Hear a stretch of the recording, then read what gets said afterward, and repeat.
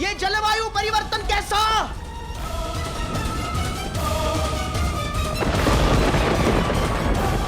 और वो भी केवल हमारी सेना पर। अंगराज, अंगराज, उधर पांचाल की सेना के ऊपर का आकाश तो स्वच्छ है। अब ये किस शत्रु की माया है अंगराज? ये सब क्या हो रहा है सूर्यदेव?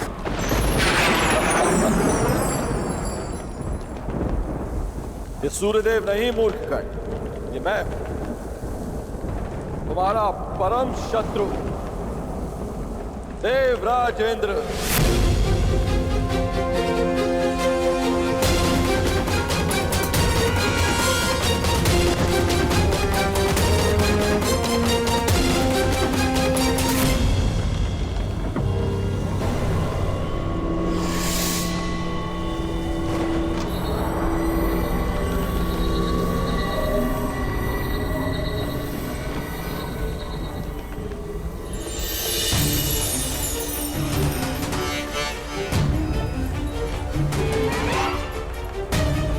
सूर्यदेव, ये आप क्या कर रहे हैं? अब क्यों मेरे मार्ग में आ रहे हैं? देवताओं के राजा होने का यह अर्थ नहीं है कि आप ही को अपनी शक्तियों का प्रयोग करने का अधिकार है।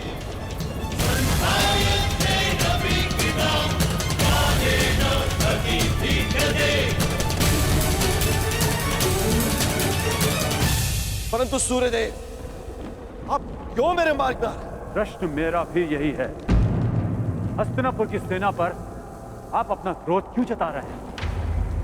सूर्यदेव, मैं तो केवल अपने पुत्र के मार्ग में आई अड़चन को हटा रहा, और मैं भी अपने पुत्र की सहायता करने का प्रयत्न कर रहा हूं। आपका पुत्र? ये सूत पुत्र नहीं, सूर्यपुत्र कर्ण। माना आप देवताओं के राजा हैं, परंतु आप भी त्रिदेव द्वारा ही संचालित होते हैं। यदि आप अपने अधिकारों और शक्तियों का दुरुपयोग करेंगे तो मुझे भी अपनी शक्तियों का प्रयोग करने का अधिकार है।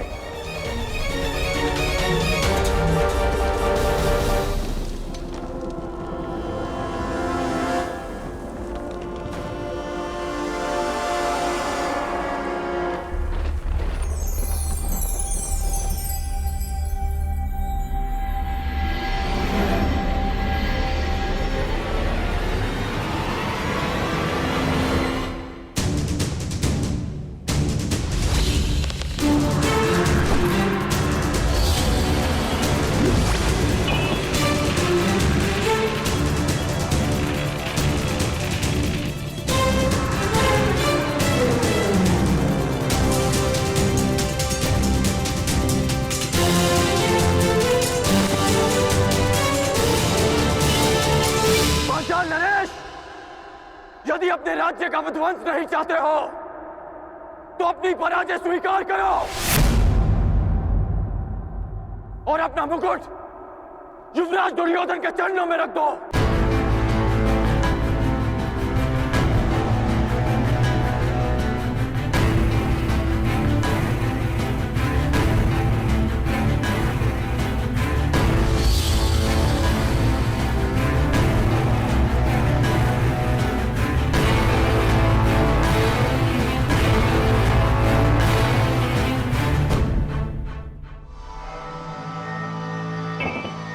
मामाश्री, आज इस विजय से मेरी उस पराजय के अपमान का दंश मेरे हृदय से निकल गया।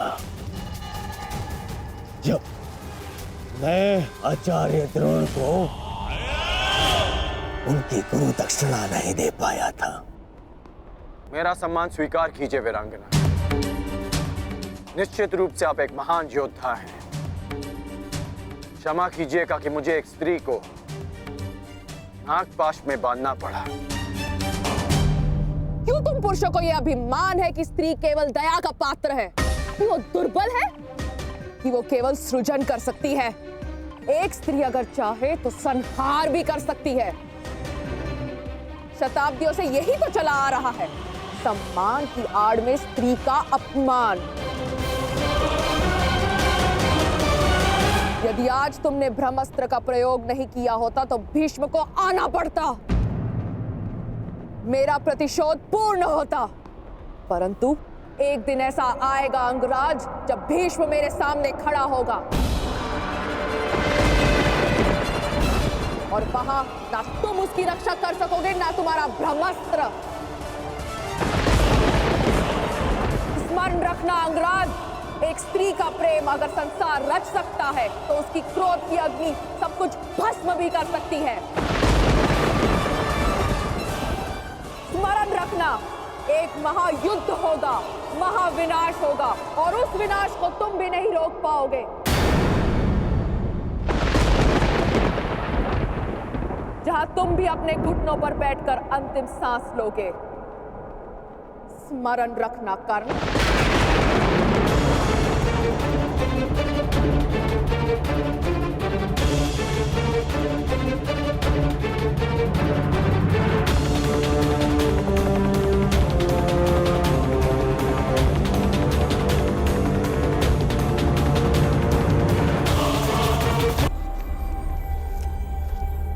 बड़ा भयंकर युद्ध था अंगराज।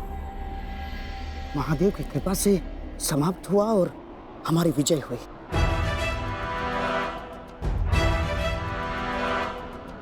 अभी कई युद्ध शेष हैं और कई विजय प्राप्त करनी है गांधार नरेश। हाँ। मैं इस दिग्विजय यात्रा को अंत तक अवश्य पहुंचाऊंगा।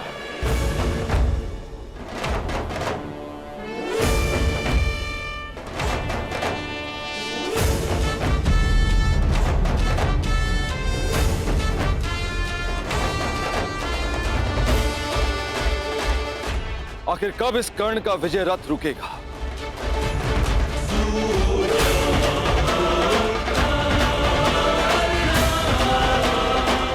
अब तो मैं खुलकर कुछ कर भी नहीं सकता, कोई प्रहार नहीं कर सकता, क्योंकि तुरंत सूर्यदेव इसके समर्थन में आ जाएंगे। सूर्यपुत्र कर्ण।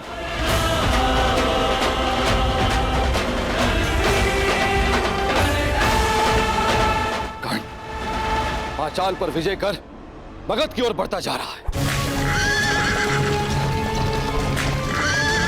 और वहां मेरा पुत्र अर्जुन वो तपस्या करके भी महादेव को प्रसन्न नहीं कर पा रहा।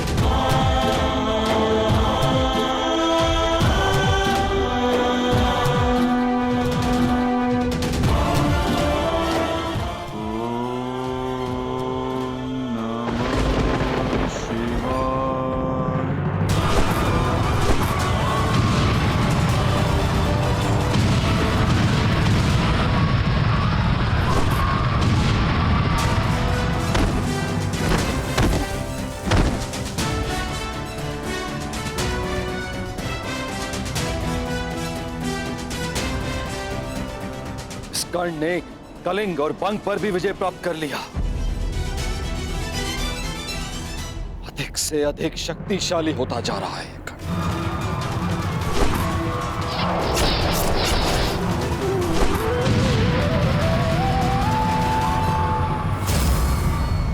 अर्जुन, सब पर शीघ्र प्रसन्न होने वाले महादेव ना जाने कब मेरे पुत्र अर्जुन पर कृपा करेंगे।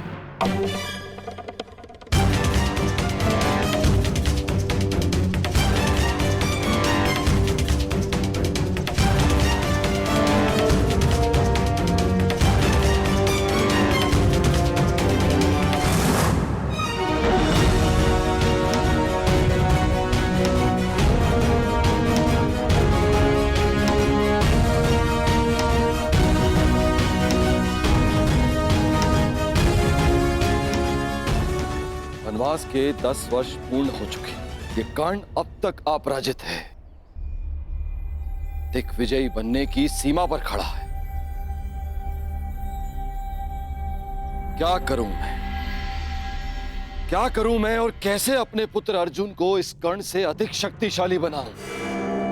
कैसे?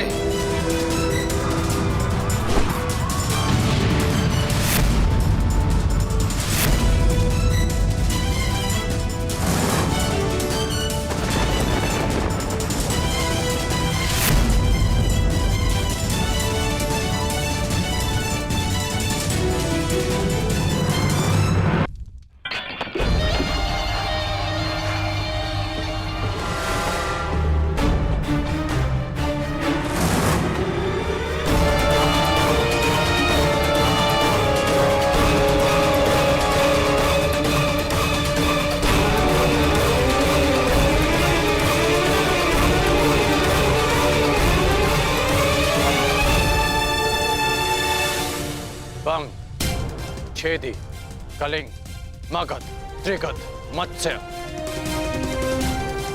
इन सब पर या तो विजय मिली है या इनसे संधि हुई है युवराज। आपके चरणों में भारत के सारे राजाओं के मुकुट प्रस्तुत हैं। कुछ ने स्वेच्छा से दिए हैं और कुछ के शीश काट कर लाए गए हैं। असत्य भाषण तुम जैसे वीर पुरुष को शोभा नहीं देता अंगराज।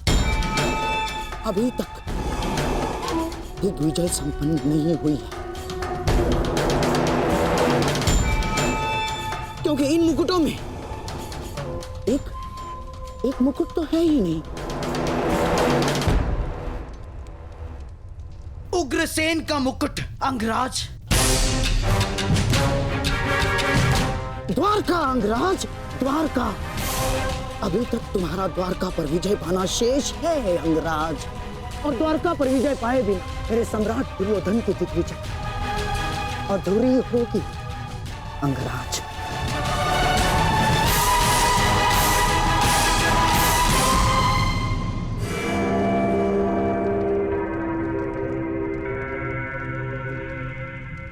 द्वारका से युद्ध यानी वासुदेव से द्वंद्व। क्या आप नरसंहार का प्रण लेकर हस्तिनापुर से निकले थे गांधार नरेश? रक्त की नदियां बह जाएंगी, परंतु वासुदेव और श्री बलराम को हराना असंभव है। लोग इन्हें यूं ही अवतार नहीं कहते। अवतार की कथा पे वो विश्वास करते हैं जो कृष्ण से भयभीत हो।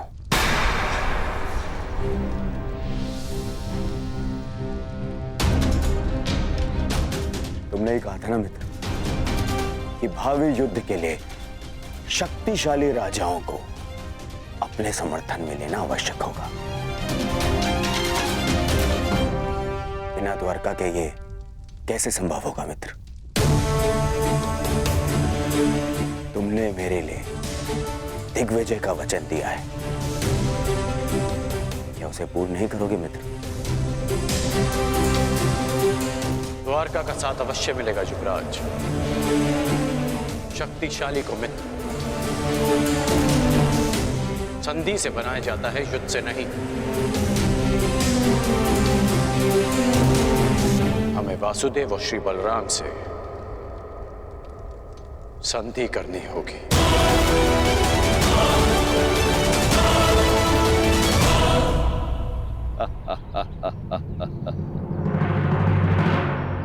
द्वारका से संधि?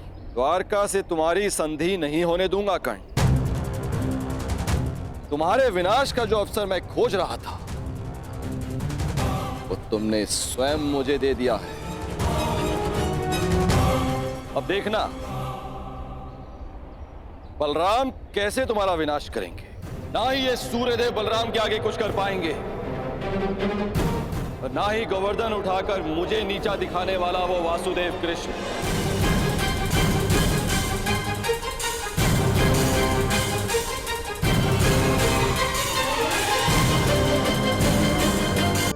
कि सब कुछ होते हुए भी आपको कुछ और चाहिए, ये मिल जाए तो वो चाहिए।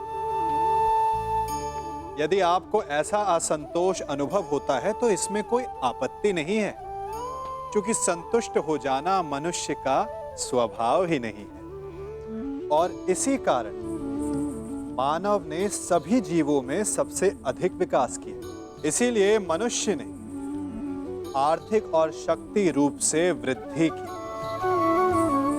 संपन्नता बढ़ती गई, ज्ञान बढ़ता गया।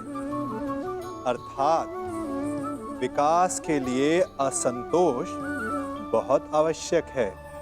परंतु समस्या तब उत्पन्न होती है जब ये असंतोष ईर्ष्या में बदल जाता है।